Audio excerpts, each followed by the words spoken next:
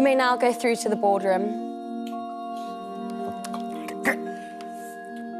I can do this, I can do this. So scared, so scared, so scared, so scared.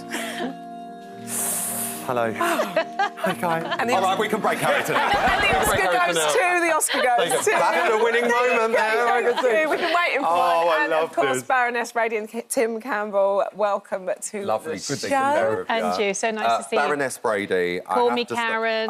Well, I actually call you baronessbrady.co.uk, as you full well know. Karren, it's so lovely to see you. Yeah, and you. I mean, the pair of you are more than the eyes and ears of the show because you see absolutely everything. How does it feel sitting in the corner of those rooms? Because I have been on the receiving end of it. I was going to say, well, you know It's horrendous. it's intense, right? Yeah. I mean, we always say that our role is that we're not really there. We don't really want to be noticed. We're just observing. And our job is really to keep the candidates honest in the boardroom. So when Alan asks them something, who was responsible for this, and they all say, not me, we actually know, You know the answer because we were there.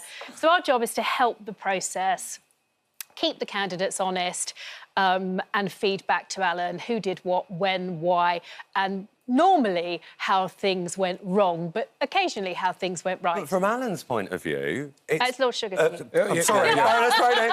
From Lord Sugar's point of view... Know your place, know your place. From Lord Sugar's point of view, that all works out fantastic. But from a contestant's point of view... Karren, I tell you now, you were obviously on the challenge when I was on. You looked after the boys' team. You would make me doubt whether the sky is blue because you have got, not true. He said you have got the most beautiful face, but your face frightens me so much. I would sit there and go, the sky is blue. I take one glance at Karren for sort of an affirming look she's never going to give me, and I genuinely go, no, it's cerulean, it's yellow, it's red.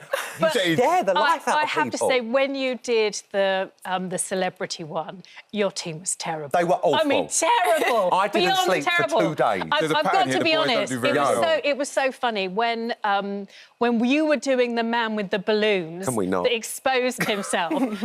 Claude was watching Robbie Williams perform live. The contrast Our between entertainment what was the girls' a naked team middle-aged man with balloons and Omid Jalili. And the girls had Robbie Williams. Tim, you obviously have been on the other side. Yes. You're quite fortunate that you've been a candidate and now you're kind of there being eyes and ears. Yeah.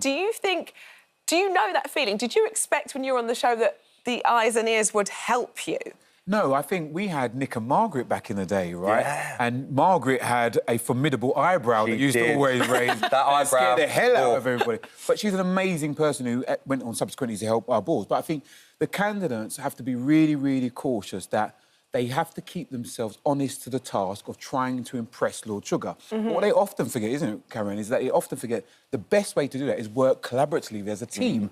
So their egos sometimes get a bit big and they forget that you've got to bring everybody along because then you don't get into the ballroom and get fired. Yes. That's predominantly hard, because though, isn't it? lots of them are entrepreneurs or run their own business and are the decision makers. So they're used to being in control. They're the boss. And suddenly when Being there's a member 8 of a of you team, and you all think you're the boss, you get these clashes of I mean, personality. it's no one listens. ego-central. It is a bit. Ego-central, and we it's love chaos. it. Only imagine. Is it easy for you guys to spot a winner on day one? Definitely not. No. Oh, really? No, the reality is that we are, as Karren said, we are there just to observe and feedback the information. And it's very interesting, no matter what you think of the first impressions, they dramatically change as the candidates learn, they integrate, and they work together on their different tasks.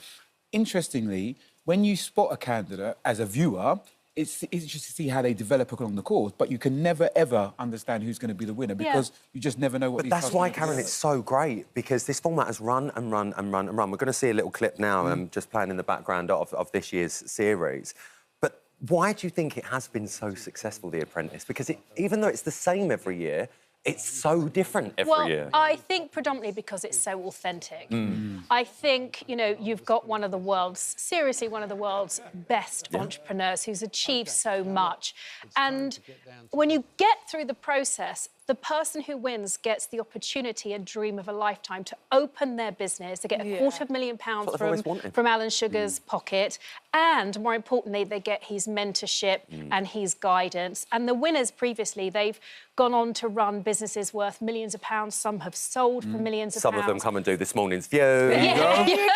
I mean, what more do you want? So real success. So the build-up to the actual, you know, who wins, it's so life-changing. And I think viewers of all ages like to see business on TV. Of course. They're aspirational themselves. They want to be entrepreneurs. And they learn what you should do and also what you shouldn't do.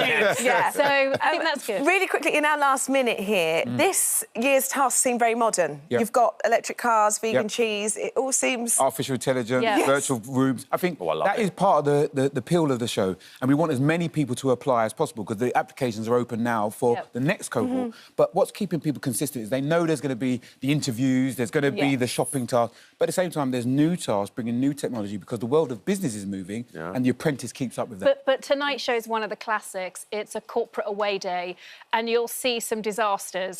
They have to make a meal for the corporate guests, and it's fish cakes and apple crumble, and they end up using the crumble instead of the bread cakes on the fish cakes. They think the oven is they use what they think is an oven, it's a microwave. Everything gets ruined. Do you ever sit there? Because you do keep the face, Karren. Do you do you ever just not go, what are you doing? Yeah, well, I think it was total chaos. There it is, the Karren face. The Karren face. The face of fear. That's exasperation. It's chaos tonight. And then the other team have to make brownies, and there's only 5 ingredients in a brownie, as we saw earlier. And they forget the flour. Even better. So but do you know what? Total chaos. We love it. Great telly. We absolutely adore it. And we love it. you two on it as well. The Apprentice, it starts tonight at 9 p.m. on BBC One. So lovely to see you both. I'll be at the West Ham Bournemouth game. I'll see you there. See you later. I'll see you there.